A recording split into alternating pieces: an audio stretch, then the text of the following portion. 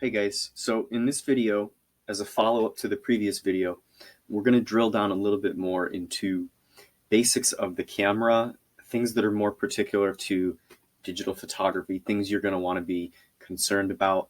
As I said in the previous video, those three basic settings are the fundamental for all cameras. So learning those fundamentals will help you with film, it'll help you with digital photography. Any camera that you are interested in using is going to operate on those three basic principles. So we're going to talk about how to adjust them specifically on DSLR cameras, some of the different modes that we're going to be concerned about, and generally kind of how to use your digital camera in manual mode. So I'll start off with the basics, and that is, here's your shutter. And I'll mention that, this is a Canon T6. I felt like this was a good camera to kind of demonstrate with because a couple people in the class have this camera. If you have a different camera, it's going to have these same options. They might not be laid out in this exact way, but you will have settings for ISO. You will have settings for aperture. You'll have autofocus, drive settings, white balance, image review. You're going to have all of these things. So this is going to be a little bit general. It's obviously going to help people with T6s a little bit more, but your camera will have these options. They're probably going to be very, very similar to what this is. If you want more, there is a ton of information on YouTube, on photography forums like photo.net. There are all kinds of technical photo nerds online that will cover these things from top to bottom. In the advanced menu options, which brings up a whole other screen, there are dozens and dozens of different settings.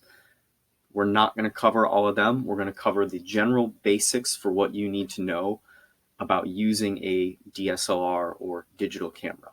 So this is not going to be a super crazy advanced, top to bottom, analysis, because obviously everybody has different cameras and there is information out there already. The one thing I will say that I do really recommend that you do is find a manual for your camera.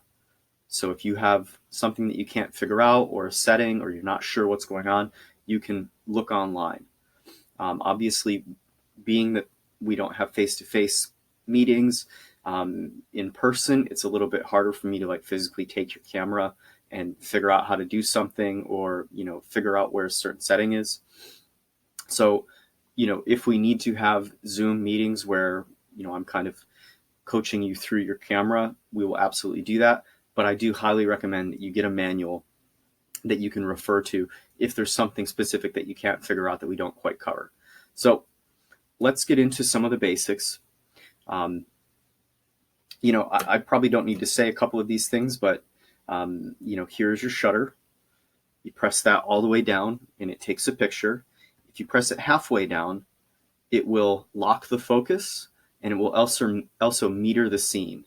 So it will tell you, based on whatever manual settings that you've put into the camera, what exposure is going to be like. Is it going to be overexposed? Is it going to be underexposed? So pressing the shutter button halfway down to meter and to lock your focus. You also have the control wheel. Pretty much any digital camera is going to have some kind of front control wheel like that. Some of the other ones might also have a thumb control wheel on the back. Being that we only have one, the way that you're going to change settings with only one wheel is pressing one of the buttons on the back and then spinning that control wheel. So if I wanted to change ISO, I would press the ISO button and then spin the wheel up or down to adjust the ISO. You have modes here. We have some basic modes for using the camera. You have manual mode, which is full control.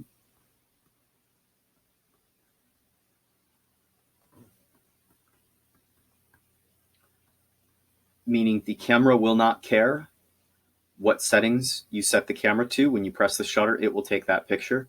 If the picture comes out way overexposed because you're not using the right settings, or way underexposed, the camera won't change anything. It doesn't care. It will overexpose, underexpose. It gives you full and complete control of the image though.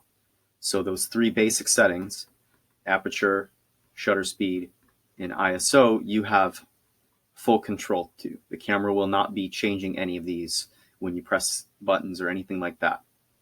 So I recommend, when you're practicing with the camera and we're trying to learn these three settings and their effects, that you really focus on manual mode.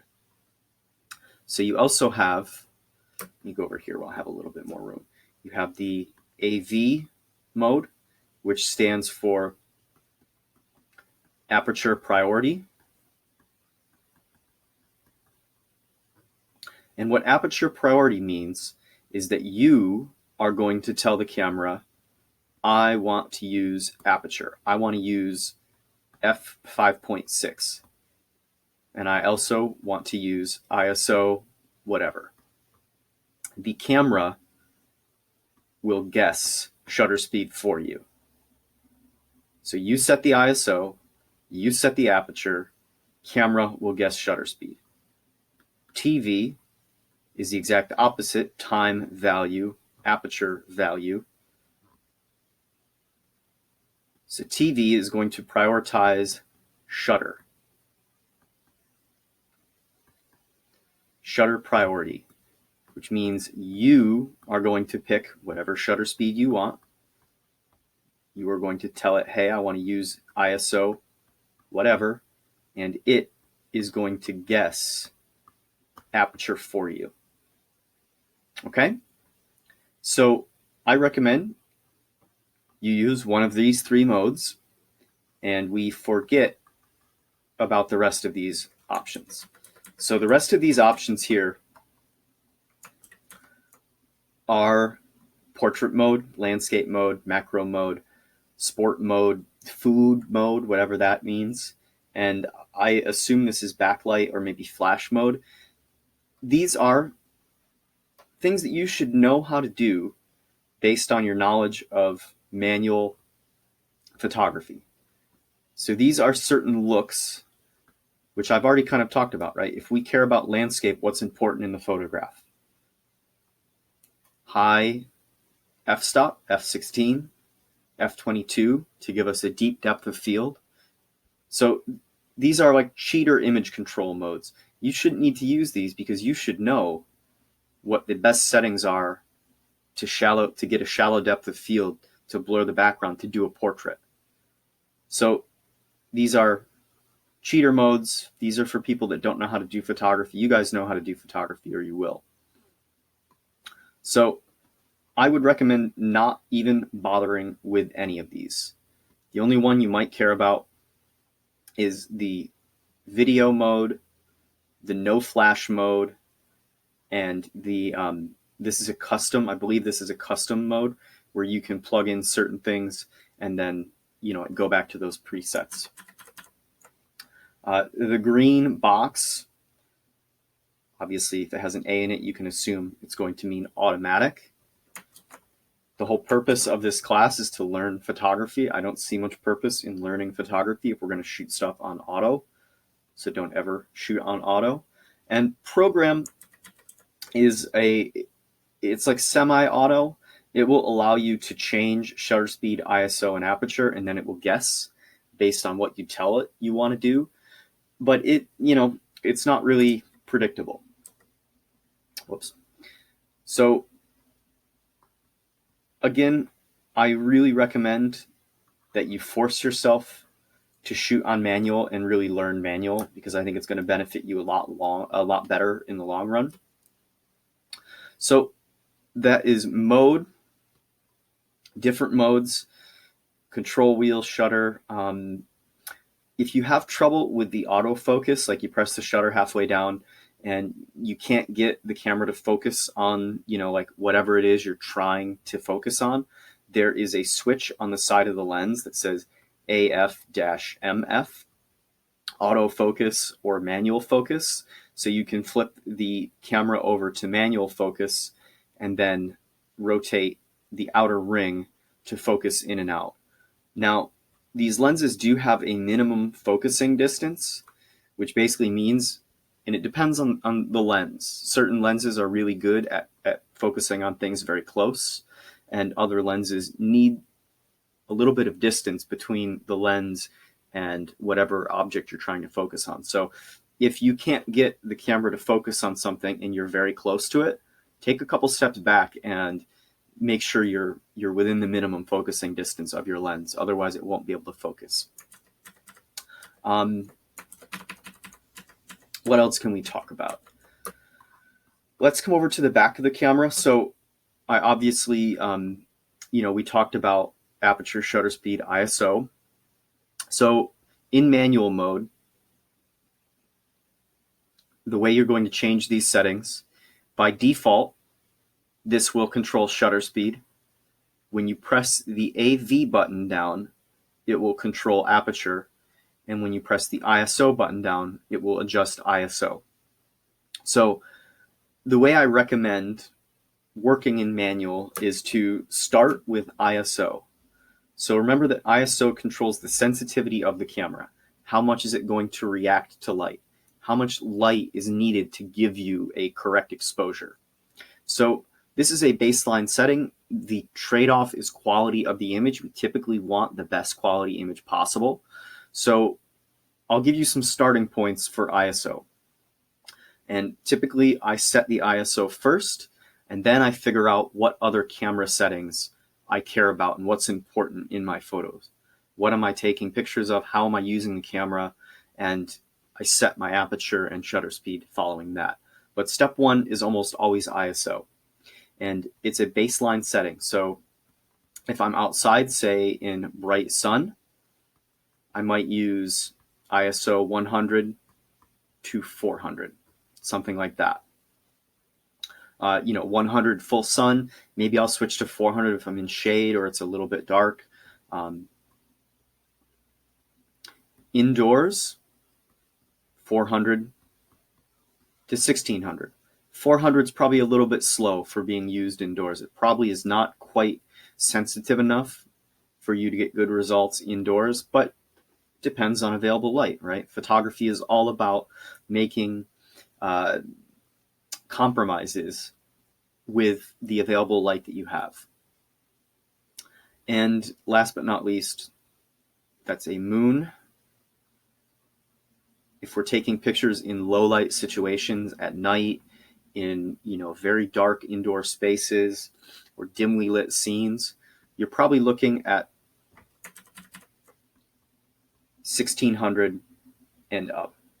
Remember that at around 3200, you get a steep drop in image quality and a lot more noise. So 3200 and up, you should really do your best to avoid. Now, there are going to be situations where you might need to make that compromise and go to the higher image quality, or the lower image quality, higher ISO. And I'll talk about some of those in a little bit. So the first thing I recommend is to figure out a baseline ISO. And then it's about deciding what's important. Do I need to control depth of field? Do I need to control motion? Then I would prioritize shutter speed, or I would prioritize aperture, and I would set them accordingly. So let's talk a little bit about the meter. Remember also the Sunny 16 rule, 400 ISO, 1/250th of a second, and f16 in full sun will give you good exposure. So you can use this as a starting point. And if you go in shade, well, maybe you need a little bit more light. If you want to get a little bit higher quality, you could go to 100 and then adjust these accordingly. So you set your ISO, you decide what's important, and you can guess. What'll happen then, we'll use this example here. This is what the display will look like on the back of a T6.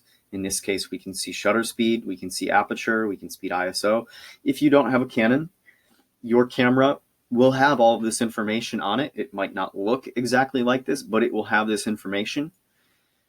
So the camera will show you what settings you currently have plugged into it, and then it will give you this meter right here. So you can set your camera up and then press the shutter halfway down and then look at the meter, and it will tell you, hey, those settings are okay, but they're 2 stops underexposed. So you need to then give more light. So maybe go 1/25th. Give more light through aperture. Maybe you go to f4 to give you the +2 to counteract the underexposure. So these numbers here are stops. This will tell you how far off you are in regard to stops. And we can go back to this right here, right? And remember that 1 stop up or down halves or doubles light, and all of these steps are equal to one another. So based on what you want to do with the camera, do I care about motion blur? Do I care about depth of field? What's important to me in my photograph? That's where the choice of what setting you decide to go up or down with comes into play. So the other thing I want to mention is camera shake. So I mentioned that there's going to be situations where we maybe have to go to a higher ISO and sacrifice quality. And one of them, probably the most common one, is avoiding camera shake. So at a 30th of a second and below, any motion is going to blur, and that includes the motion of the camera in your hands. It includes the motion of the mirror in the camera slapping up. Those things can cause camera shake, which are going to slightly blur your image and reduce the sharpness. And it typically does not look good. What camera shake looks like, let me find it, is something like this. This is a good example of what camera shake looks like. This used to be the Eiffel Tower. And obviously the person was using a shutter speed that was way too slow, and the movement of the camera blurred the entire scene. So at a 30th of a second, you can hold the camera in your hands and take pictures, but you need to be more careful about it. And, at a 1/4 of a second, half a second, forget about it. You will not be able to hold the camera in your hands. So in situations where it's acceptable to have a tripod out, where we're not photographing moving subjects, if we're doing landscape, we don't need to worry about shutter speed at all, because we're going to fix the camera on a tripod and we can do as long of an exposure as possible. So there are going to be situations indoors, like let's say a real common one might be like weddings. So you're photographing a wedding reception, people are dancing, right? So if people are dancing and they're moving around, we probably want to avoid a ton of blur, a ton of motion blur. So we're going to be like trying to shoot on 1/25th of a second, maybe a 60th of a second. Now to get that faster shutter speed, when we're shooting, let's say your lens, the widest your lens opens to is 2.8, right? Not all lenses are created equal. And the ones that cost the big bucks are the ones that open very wide and gather tons of light. And this is why, for situations like this. So let's say the best your lens can do is 2.8. So you set your lens to f2.8. We set our shutter speed to 1/25th of a second. And, we want to shoot on ISO 800. And we press the shutter halfway down, and it says -2. Not enough light, not enough light. Well, you have to make the hard decision then. to increase your exposure to 3200, to sacrifice the image quality to get the sharpness, to get the motion, to get the freezing that we need for what we're doing. And this same situation could happen at a 15th of a second, right? Where you literally can't go any lower because you don't have your tripod. So this is what I mean when I talk about making compromises based on the available light. So hopefully that makes sense. I don't want to spend too much time and make this like an hour-long video. The one other thing that I will mention, so these are full stops, meaning that each step halves or doubles the amount of light. Your camera may have more, like you might have f3, you might have a 50th of a second here, 1/25th. You might have many more options, and there is a setting in the internal menu for full stops, half stops, or third stops, and basically it just gives you a little bit more fine tune in between these different settings, gives you a little bit more flexibility. If you would prefer to have these full stops, so the card matches your camera settings, you can do that in the internal menu settings. There will be somewhere to set how your stops are broken into pieces. It doesn't matter if you use full stops, half stops, whatever. Literally one step up or down is interchangeable. So if you have f9, 1/80th of a second, ISO 500, if you have options in between, one click up, one click down on any one of these is going to give you the same overall change in brightness. So in regard to brightness, whether you have full stops, half stops, third stops, your camera will still work the same in terms of stepping up and down in brightness. So these are still interchangeable in terms of brightness. If you want to brighten or darken your image, you can adjust any one of these incrementally up or down, and it will happen equal across the board. Obviously, visually is where your choice comes in, and what kind of effect do you want to get? What's important to you? Is motion important to you? Is depth of field important to you? And so on and so forth. So let's go back. There's a couple more settings I want to talk about. Let's look at some of these very, very quickly. The play button with the square around it is the universal sign for image review. Obviously, the trash can is the delete key for your images. So if you're looking at something and you have a mistake, you can just delete it right in the camera if you want. I don't usually do that. I usually keep all of my images unless I don't have enough space. The Q button here, and I looked this up because I didn't know what it was, brings up this info panel. On my cameras, on my older Canons, this is it's literally a button that says info, and the display, I believe, will turn on and off the live view. What I recommend is that you guys use the viewfinder as much as possible. I kind of talked about this earlier. I think it's really helpful to see through the cameras and get outside of your own headspace when you're making pictures. And that's, as I said in the previous video, one of the reasons why I recommend DSLR cameras for people that are new to photography.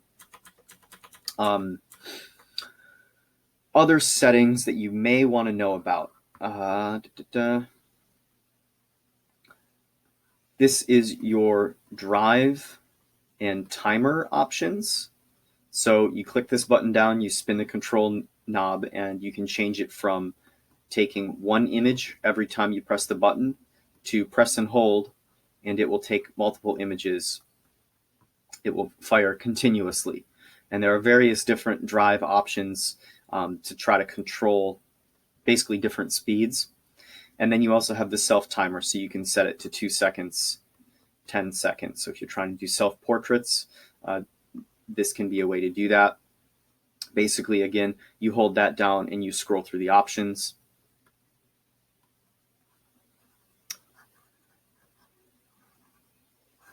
A trick using the self timer, if you're trying to do long exposure and stuff and you're trying to avoid that camera shake, You can set the camera on a tripod or set it, I mean, you can set it on a fence post, a railing. You know, it's a common thing. You're walking around taking pictures, the sun goes down, but you don't have a tripod. So, you know, you set the camera on the ground, you set the camera on, you know, some kind of fixed thing, and then you set the self timer to 2 seconds. So when the camera actually takes a picture, you're not touching it at all. The action of you pressing the shutter can't create camera shake. It's a trick to kind of get sharper, long exposure images if you're having trouble with camera shake. You also have autofocus options, which are one shot, AI, and AI servo. One shot means that if I press the shutter button halfway down, the camera will lock focus at that distance. It will focus on whatever it was that I, had, whatever the autofocus grabbed in the foreground that the camera liked. It'll grab that and hold that focus. And then I can move the camera around. I can pan it up, I can pan it down. I don't have to keep that object, whatever it was that I focused on, right in the center of the frame.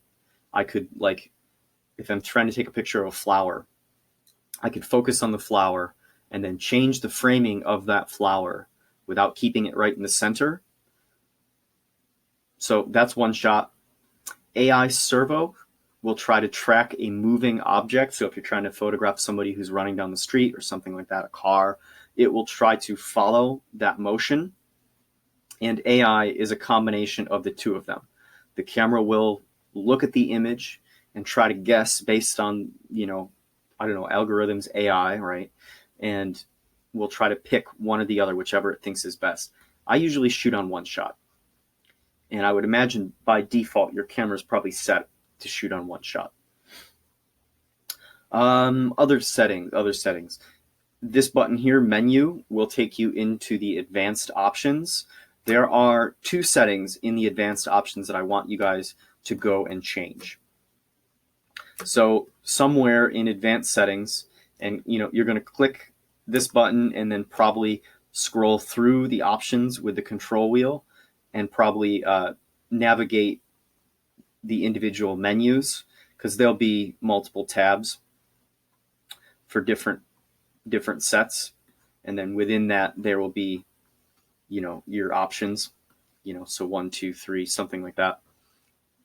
So I would imagine you're going to use the scroll wheel to tab through these different menus, and then these to navigate into, and the set button to lock them in. So you're going to go into the advanced menu,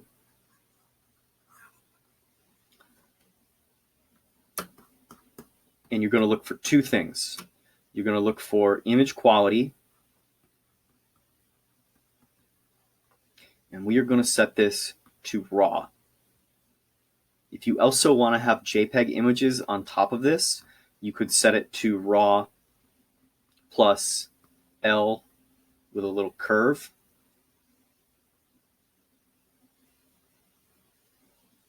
Which means large JPEG, fine.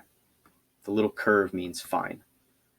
And that means that when it compresses it, it's going to try to compress it in a way that things smooth out.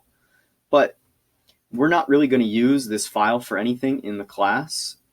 So really, all you need to do is set your image quality to RAW. And the other thing I want you to look for is called color space. And by default, your camera is likely set to sRGB.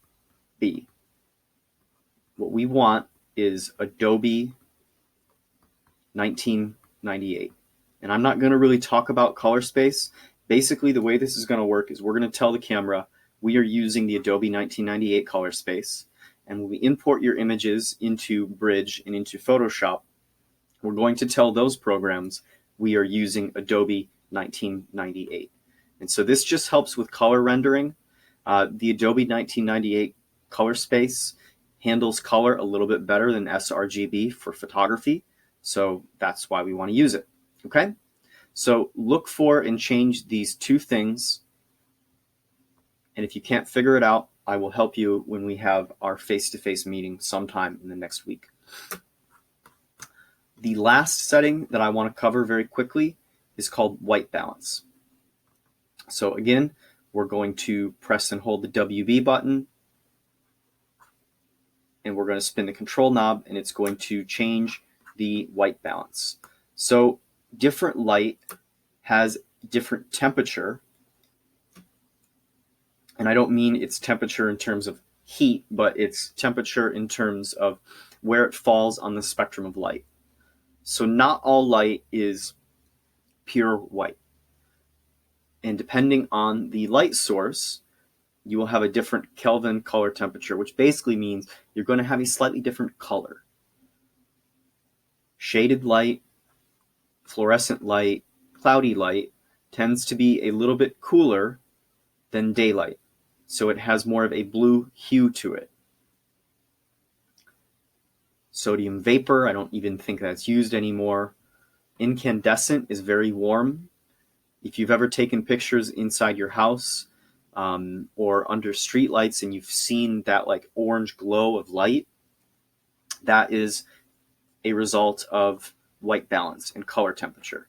So you can tell the camera, I'm shooting an incandescent light, and the camera will automatically warm your image up to try to counteract, the camera will attempt to cool your image to try to counteract the blue hue or the orange hue of incandescent light. That warm light, it's going to try to balance that out by shifting your image blue. So what this means is if you tell the camera, hey, I'm shooting in warm light, the camera's going to say, okay, I'm going to cool this image off. Now, if you tell the camera I'm in incandescent light and you shoot in incandescent light, you will get correct color. You will get correct white. Your whites will be white versus being orange or blue.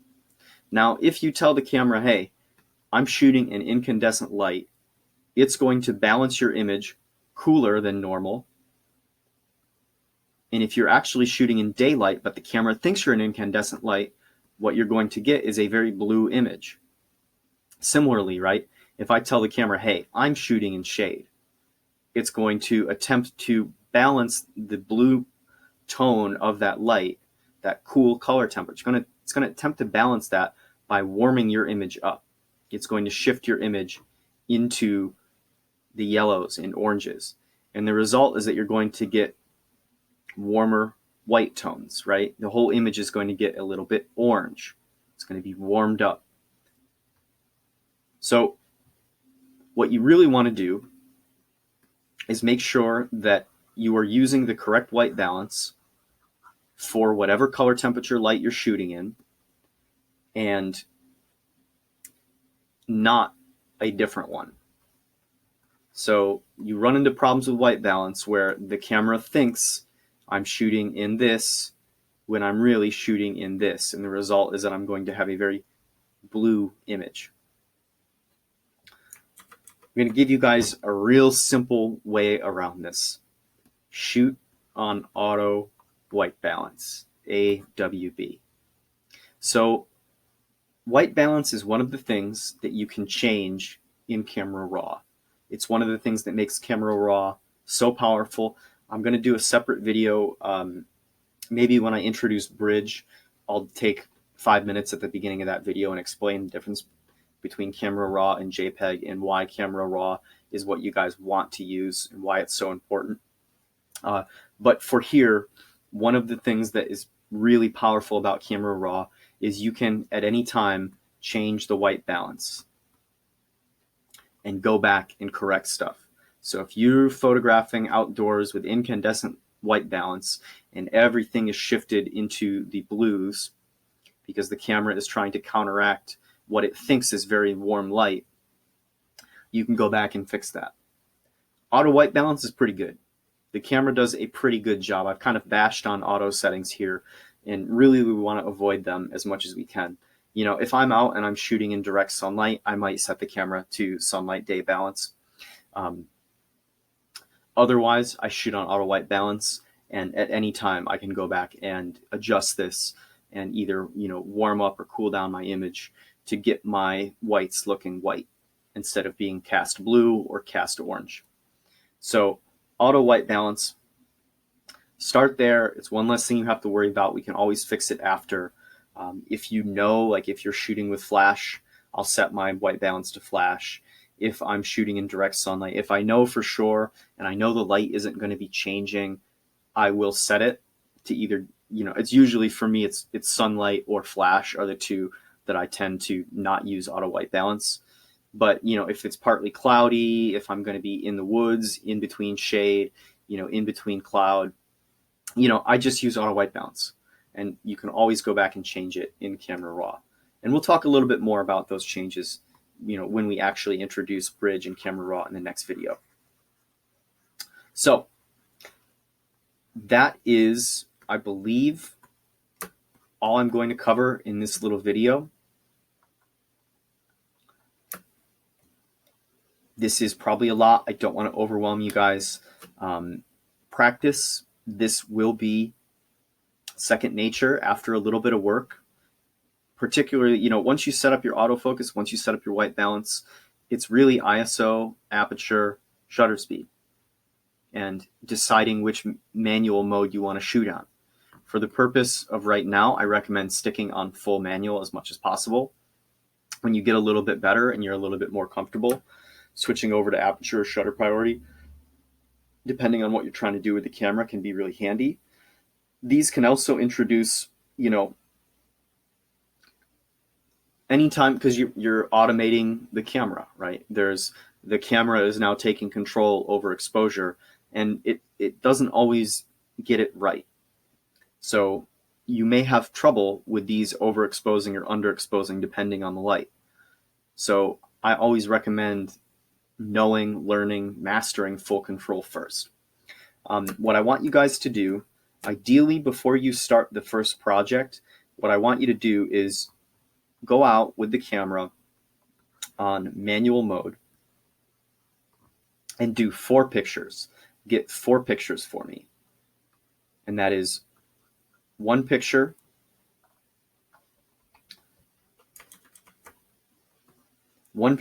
where you have a shallow depth of field. So like find a fence or, you know, a street or something that is like that you can shoot along, that has like a line, you know, that you can shoot down. So we can, you know, see the effect of depth of field.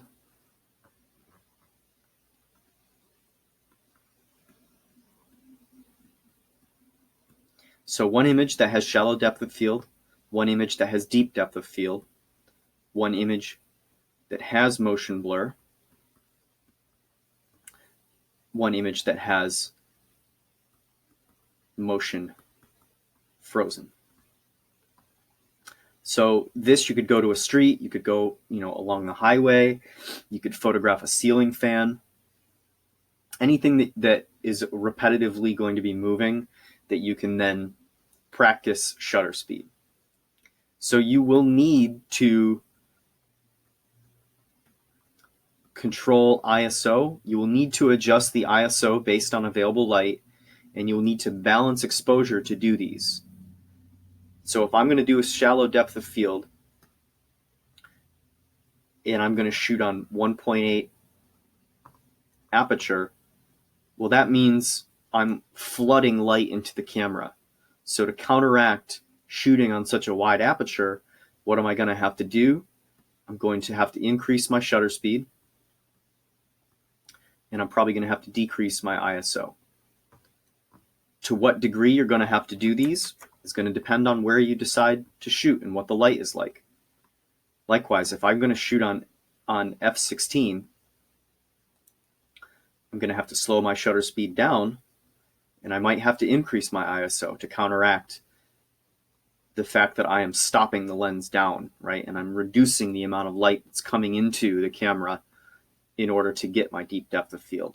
Similarly, right, if I'm going to use motion blur and I'm shooting on a 1/15 of a second, you know, that's a long period of time for the camera to be open.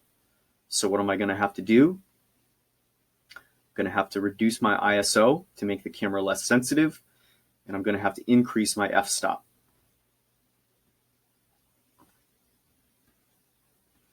And opposite, if I'm going to shoot on 1,000th of a second, right, much shorter amount of time that the camera is open to light, that light is coming into the camera. So what am I going to have to do? Increase my ISO and open up my aperture.